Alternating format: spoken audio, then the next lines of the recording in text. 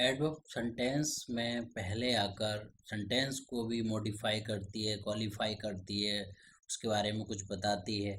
और adverb verb को modifies qualifies करने का काम एडवर्ब करती है। Even adverb phrases adjective and another adverb को भी क्वालिफाई करने का काम एडवर्ब ही करती है। सो like happily, badly, bravely, likewise. So adverb, according to definition, adverb that adds more information about place, time, manner, causes, degree to a verb, an adjective, a phrase and another adverb. So किसी place, time, manner, causes और degree के लिए adverb, adjective और phrases के बारे में या किसी एन अदर एडवर्ब के बारे में मोर इन्फॉर्मेशन देती है। तो मेनली वर्ब का को क्वालिफाइज करने का काम एडवर्ब ही करती है, right. So here are example, she sang sweetly. तो यहाँ पे हम देख रहे हैं ये वर्ड आया है स्वीटली। तो स्वीटली किसके वो लिया है? स्वीटली क्या किया उसने? गाया। तो ये आपका वर्ब को क्वालिफाई करने के लिए ये वर्ड का यूज हुआ है। See we arrived yesterday at home. तो यहाँ पे वर्ब क्वालिफाई हो रही है। कब पहुँचे? यस्टरडे, यस्टरडे हम पहुँचे हैं, तो ये वर्ब को क्वालिफाई किया जा रहा है। अब अनदर एडवर्ब को क्वालिफाई कैसे किया जाता है? You can see it quite clearly. You can see it quite clearly, तुम इसे देख सकते हो अच्छे से, क्वाइट क्लियरली। तो ये क्वाइट आया एक एडवर्ब, सेकंड क्लियरली आया। तो क्लियरली किस जो आपका एडवर्ब है, एक एडवर्ब दूसरे एडवर्ब को क्वालिफाई कर रहा है। तो यहाँ पे इस तरीके से एडवर्ब को भी क्वालिफाई करने का जो वर्क है, वो काम है, वो कौन करता है? एडवर्ब ही करता है। So adverb of time, place, manner, frequency, degree and interrogative adverb, relative adverb, adverb affirmation and negation, sentence adverb, exclamatory adverbs. So here are 10 type of adverb, kind of adverb. 10 type हैं यहाँ पर adverb के। तो हम एक एक करके सबकी स्टडी यहाँ पे करने वाले हैं। So first adverb of time. So what are the words adverb of time related? Like ago, already, back, before, early, lately, now, once, recently, someday, right away, by now, nowadays, then, today, tomorrow, today, still, since, yet. So these are the adverb of time. I write. तो आप video को pause करिएगा और ये जितने भी adverb हैं आप इनको रीड करिएगा। these adverb are related to time, so adverb of time we say these. Now let's understand with the example of these adverb. So here are sentences. He is already late. तो यहाँ पर एक word आपको देखो already मिला, फिर उसके बाद she left his house yesterday और ये यस्टरडे मिला। सी इज़ कमिंग नाउ और यहाँ पे हमें नाउ मिला। तो अभी तो हमारे सामने ये वर्ड हैं, ये रीड करे और हमने पहचान लिए। लेकिन जब बहुत टाइप के वर्ड आपके सामने होंगे, 10 टाइप जो हैं एडवर्ब के, अगर वो होंगे आपके साथ, तो उसमें से एडवर्ब टाइम को कैसे फाइंड करोगे? तो आपके लिए क्वेश्चन होगा व्हेन से। जब आप व्हेन प्लस वर्ब लगा दो तो आपका आंसर निकल के आ जाता है। For example, when is late, so already late. When she left, तो आंसर आया yesterday, she left. When is coming, now is coming. So आपको आंसर पता चला कि व्हेन का रिप्लाई कौन करता है, वो एडवर्ब ऑफ टाइम होगा। व्हेन का रिप्लाई कौन करता है, वो एडवर्ब ऑफ टाइम होगा। अब नेक्स्ट है आपका adverb of place. So anywhere, why, down, everywhere, and here, there, towards, near, in, out, behind, nowhere, over. So these are the adverb of place. Adverb of place why क्यों है adverb of place? क्यों कि ये position को present करते हैं कि कोई भी चीज़ कहाँ पर है। तो आपका क्वेश्चन क्या होना चाहिए? वेयर होना चाहिए क्वेश्चन। वेयर जब आप क्वेश्चन करते हो तो आपको पता चलता है adverb of place. For example, keep your book down. So where, keep your book, keep your book down. So where keep your book, answer आया आपका down. Here are your keys. So where are your keys? Here, तो आपका answer आया here. Her searched, he searched him everywhere. So where did he search him? So answer आया everywhere, कि कहाँ उसने उसको खोजा, everywhere। और चाबीज कहाँ है? यहाँ पर हेयर है। बुक कहाँ पे रखी है? डाउन रखी है। तो ये जो एडवर्ब ऑफ प्लेस को प्रेजेंट करता है, क्या प्रेजेंट करता है? Where word adverb of place को प्रेजेंट करता है। अब चलते हैं आगे। नेक्स्ट है आपका एडवर्ब ऑफ मैनर। तो यहाँ पे देखो कुछ वर्ड हैं। मैनर कहते हैं किसी भी मेथड, किसी भी तरीके, किसी भी टाइप से आप कोई वर्क कर रहे हो तो उसको बोलते हैं manner. Boldly, bravely, slowly, easily, badly, hard, fast, well, quite. तो ऐसे वर्ड हैं एडवर्ब। एडवर्ब का क्वेश्चन क्या होता है? एडवर्ब का क्वेश्चन क्या होता है? आप क्वेश्चन करते हो हाउ। जब हाउ करते हो तो आपको पता चलता है कि adverb of manner. For example, drive carefully on those busy roads. So how drive, question किया आपने how plus verb, how drive किया तो आंसर आया केयरफुली ड्राइव करो। भाई कैसे ड्राइव करो? केयरफुली। नेक्स्ट है हाउ डिड, तो आंसर आया वेल, अच्छा किया उसने। He does work hard, how does work, कैसे काम करता है वो? तो पता चला हार्ड वर्क करता है। ठीक है। अच्छा एक सेंटेंस और, ये देखो, ये क्या सेंटेंस ऐसे राइट कर सकते थे? ही डज हार्ड वर्क कर सकते हैं, लेकिन ये फिर हार्ड आपका एडजेक्टिव भी बन जाएगा और हार्ड एडवर्ब भी बनता है। तो अगर हम इसको पहले लिख देते हैं और नाउन को आगे लिखते हैं तब एडजेक्टिव होता है। तो इसके बारे में हम आगे स्टडी करेंगे कि difference between adverb and adjective. Adverb frequency: always, sometime, often, frequently, normally, generally, usually, occasionally, seldom, often, rarely. So these are the words of adverb frequency. Adverb frequency give one question that how often।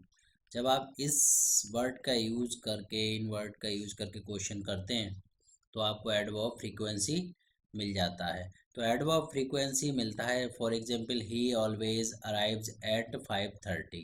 Okay, तो आपको answer मिला कि how अपन, कितनी बार, कितनी बार, frequency मतलब कितनी बार ही, how अपन कितनी बार वो पहुंचता है।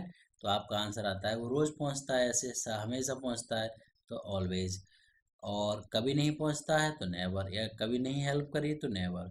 तो हाउ ऑफन हेल्प मी, कितनी बार हेल्प करी? तो नेवर, कभी नहीं करी। How often is seen in public nowadays, वो कितनी बार दिखता है? तो रेयरली दिखता है। ठीक है। तो आपको इन वर्ड का यूज करके, इस हाउ ऑफन का यूज करके आपको एडवर्ब ऑफ फ्रीक्वेंसी मिल सकता है, पता कर सकते हैं। इसके लिए पहले आपको सब रूल्स लर्न होने चाहिए तो आप आसानी से पता कर पाएंगे। और एक बात ध्यान रखिए, जब एल वाई ऐड होता है तो एडवर्ब होता है। ठीक है। लेकिन कुछ वर्ड ऐसे हुए हैं जो ऑफन है, जैसे सेल्डम है, देखो, तो इनमें तो एल वाई होता नहीं है, समटाइम्स है, ऑलवेज है। और तो यूज ये आपका और भी वर्ड हो सकते हैं, लाइक व्हेन वर्ड है, टाइम को प्रेजेंट करता है, और वाई रीजन को प्रेजेंट करता है, और वेयर प्लेस को प्रेजेंट करता है। तो ये भी एडवर्ब है, लेकिन उनमें तो एल वाई होता नहीं है। तो आपको ये ध्यान रखना पड़ेगा कि आगे हम डिस्कस करेंगे कि कौन से वर्ड एल वाई वाले, या जिनमें एल वाई नहीं होता है लगा हुआ, वो भी एडवर्ब होते हैं। तो keep watching. So here are adverb of degree: almost, very much, too, enough, extremely, rather, so much, just, fairly, absolutely, perfectly, and really, and totally. So these are the word of adverb of degree. So adverb of degree ये जो word हैं, तो इनके example के according हम समझ लेते हैं एडवर्ब ऑफ डिग्री कैसे हम यूज करते हैं। अब देखो यहाँ पे एक स्टेटमेंट मैं राइट करता हूँ, you are absolutely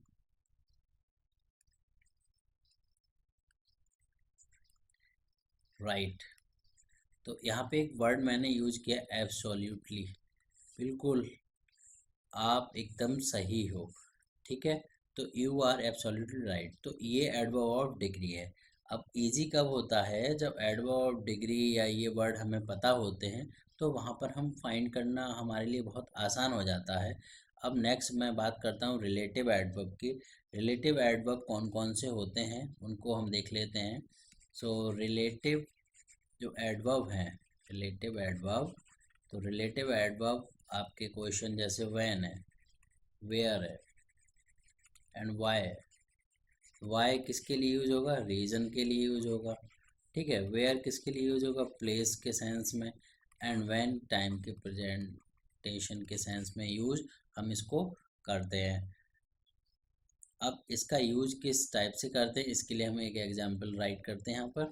so here is I don't know why she left the school, कि उसने स्कूल क्यों छोड़ दिया। तो यहाँ पे हम देख रहे हैं एक वर्ड आया वाई, तो वाई किसके लिए प्रेजेंट कर रहा है, देखो कि पता नहीं क्यों स्कूल छोड़ दिया, तो इसका मतलब क्या है, ये रीजन को प्रेजेंट करता है।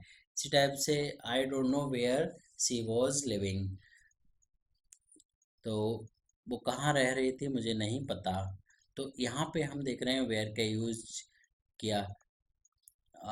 एंड ये जो वैन है, वैन का सेंस यहाँ पे when I was taking food he came, या फिर आप ऐसे बोल सकते हो he came when I was taking food.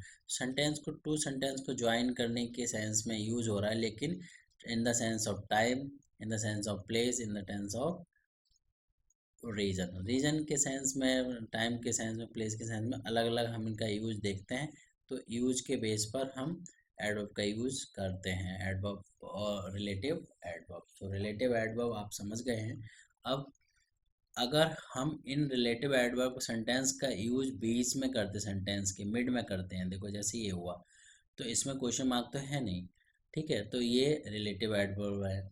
लेकिन अगर इन्हीं वर्ड का यूज अगर हम सेंटेंस में क्वेश्चन पूछने के लिए करते हैं तो यही वर्ड आपके इंटेरोगेटिव एडवर्ब बन जाएंगे। चलो देखते हैं।